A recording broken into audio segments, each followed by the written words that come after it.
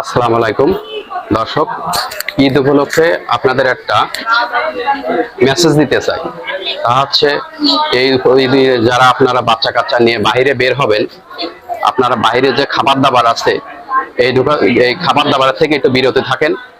দেখেন, গতকাল ঈদ উপলক্ষে বাচ্চা কাচ্চা নিয়ে অনেকে ভৈরব ব্রিজ সংলগ্ন দিয়াপাড়ার একটা মেলা বসছিল। ওইখানে একটা চটপটি ফুচকার দোকান থেকে অনেক লোকজন ঈদ উপলক্ষে বেরোয় ওইখান থেকে খেয়ে ফুড পয়জনে ইফেক্টেড হয়েছে। এতে করে অনেকেই প্রায় 50-60 থেকে 60 জন আক্রান্ত হয়েছে এই ফুড পয়জনে। তাদেরকে এই সরকারি হাসপাতালে ভর্তি করা হয়েছে এবং অনেকের এখানে ইমার্জেন্সি পর্যায়ে খুলনা আইসিইউতে নিয়ে যাওয়া হয়েছে। এবং আপনাদের কিছু কিছু এখানে যারা নর্মাল পজিশনে আছে এই পর্যন্ত তাকে কিছু দেখানোর চেষ্টা করব। আসেন, আপনার কি রোগী আছে এখানে? আমার রোগী অন্য রোগী না?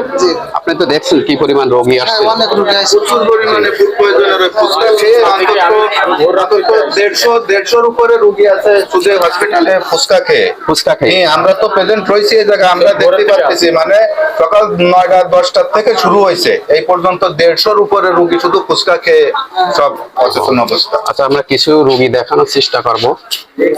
ওই পাশ দিয়ে বেশি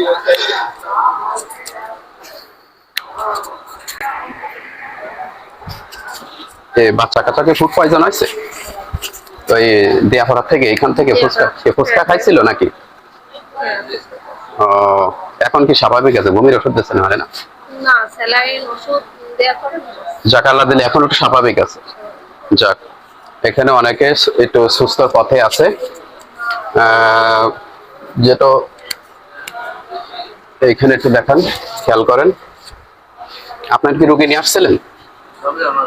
সবে আপনাকে ফ্যামিলি ধরে গেছিলেন ওইখানে? জি। ও, খাওয়ার কতক্ষণ পরে এটা ইফেক্টেড হয়েছে? আজকে আসছে না, গতকাল 3টার দিকে খাইছিলেন আর শুরু হয়েছে কয়টার দিকে? রাত 3টে-3:30 দিকে। আসলে সব ফুড পয়জনের জন্য এটা হয়েছে। সবই একই ফ্যামিলির লোক? আপনার সব একই ফ্যামিলি? কতজন খাইছিলেন? আমার ফ্যামিলি ধরে গেছিল, আমরা মামা হয়। তো আপনারা বাইরে ছিলেন, মানে আপনাদের মানে কি করেনি, আপনারা বাইরে ছিলেন, পরে শুনে রোগী নিয়ে আসছেন। আসেন, দেখেন কি পরিমাণ রোগী এখানে আক্রান্ত হয়েছিল। সবে ফুড পয়জনের এনারা এই ঈদ উপলক্ষে। আসেন, একটু আগে আসেন। ঈদ উপলক্ষে এনারা ঘুরতে বেরোয়ছিল। ঘুরতে বেরোয় তারে দেখেন কি অবস্থা। চলেন এবার সামনের দিকে যাই।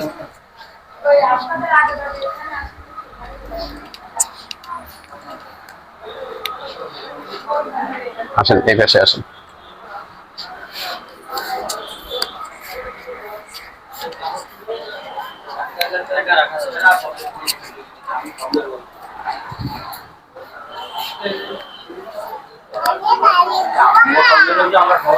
এখানে ফুড পয়জন চটপটি খাওয়ার জন্য হয়েছে?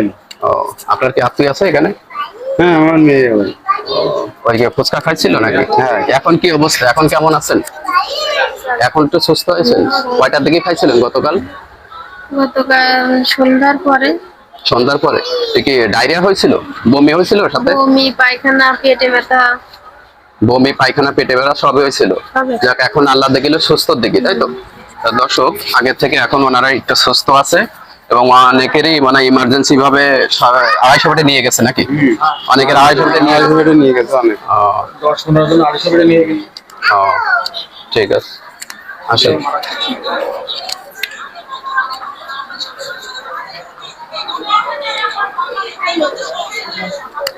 তো দর্শক, আপনাদের তো সবই দেখালাম। আপনারা ঈদ উপলক্ষে আপনাদেরকে একটাই মেসেজ, তা হচ্ছে আপনারা বাচ্চা কাচ্চা বাইরে নিয়ে গেলে যে কোনো জায়গাতে খাবার দাবার খাবেন না, তাহলে এই ধরনের ফুড পয়জনে আক্রান্ত হবেন। এবং গাড়ি ঘোড়া দেখে শুনে চলবেন। যেন গতকালে একটা নিউজ পেলাম, আমারই বন্ধু ঈদ মোবারক দেশে নামাজ পড়ে, ঈদের নামাজ পড়ে, অথচ ঈদ মোবারক দিয়ে সে রাস্তায় যাওয়ার পথে রোডে অ্যাক্সিডেন্ট করেছে। এতে করে 3 গাড়ির 3 জন মারা গেছে। অতএব আপনাদের বলবো, সবসময় চলবেন সতর্কতার সাথে এবং বাইরের খাবার দাবার থেকে একটু বিরত থাকার চেষ্টা করবেন, তাহলে এই ধরনের ভোগান্তি হবে না। ধন্যবাদ আপনাদেরকে।